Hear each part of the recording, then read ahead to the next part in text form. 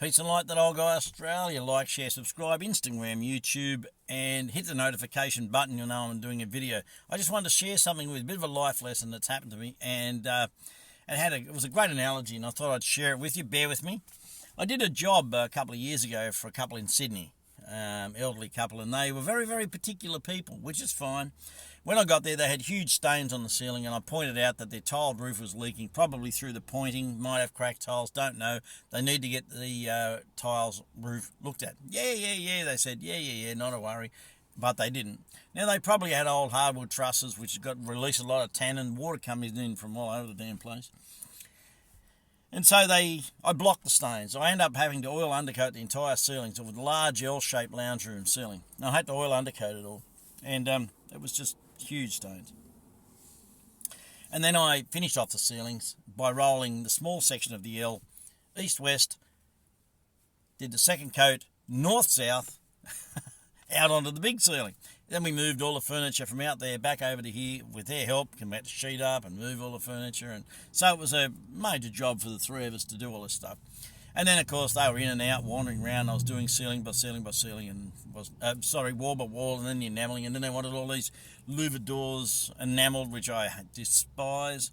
And I did them. Then I had little notes, and she'd be saying to me, well, there's a little bit on there that you've missed. Can you just touch that up? And I go, yeah. Can you do another coat on the back of the door? Sure, no worries.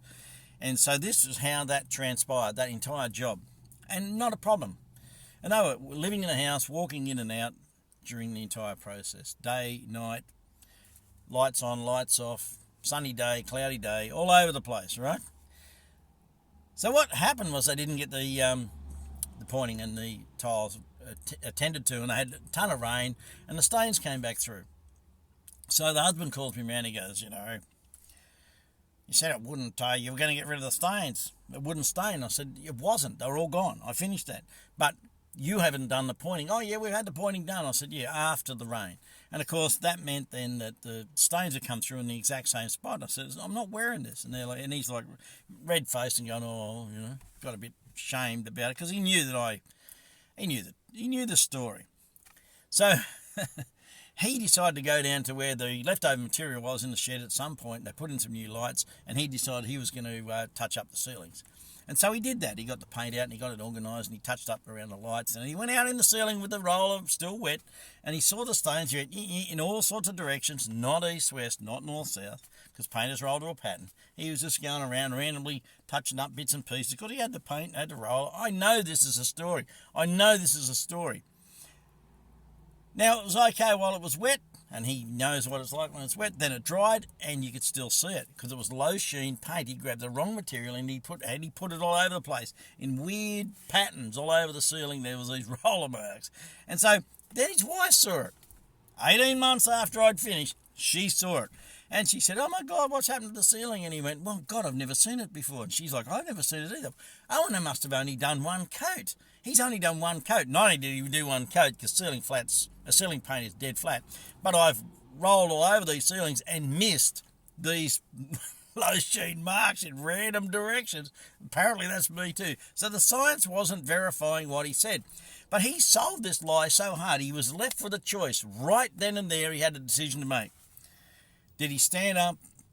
Was he going to be morally upright? Was he going to ethically do the right thing? No, he chose to cowardly blame me because he really thought he could get away with it. So what he did was he sold her this lie, and then, of course, that became a huge issue with this couple.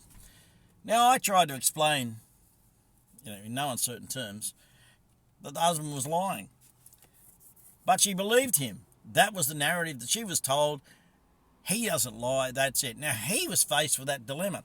If he told the truth, the repercussions of now admitting that he'd lied and that he'd told the wrong thing and got her to believe the wrong thing, for him, they felt so great that he would rather throw me under the bus or attempt to, and at the same time insist that he was just the innocent victim in all this.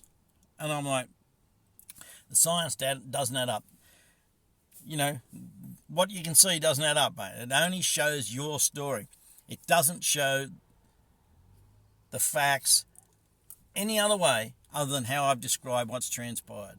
You've just got to man up, grow some balls, and admit to this. But he's not going to, and it's just ridiculous.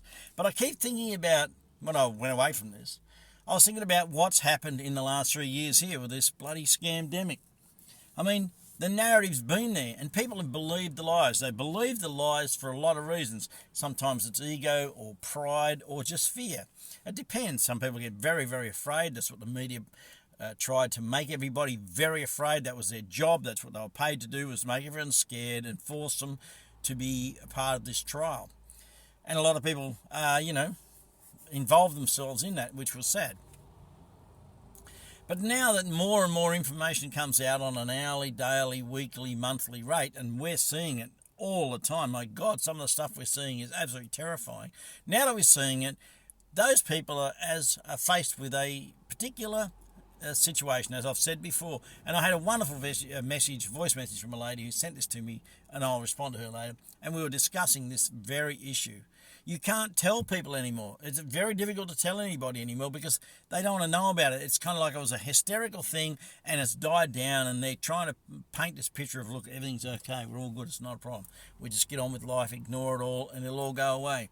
Then you've got those who are understanding that there's more truth to this than they realise, and they're scared shitless. They don't know what could happen. They've seen some of the stories, they've seen some of the research, they've heard some of the experts, and they're like, oh my God, what have I done? What have I done? What have I done? You know, I'll put my head in the sand, and I'll bury my head in the sand, and I'll just ignore it, and it'll just, please just let it go away. And then you've got others whose pride and ego, like this guy, was so big they couldn't tell the truth, accept the truth, swallow the truth, be a part of the truth. They couldn't do it. They can't do it. They can't do it. The ego is so big that to do so, they feel the repercussions are so huge that they can't bear them. And really that shows a weakness as well.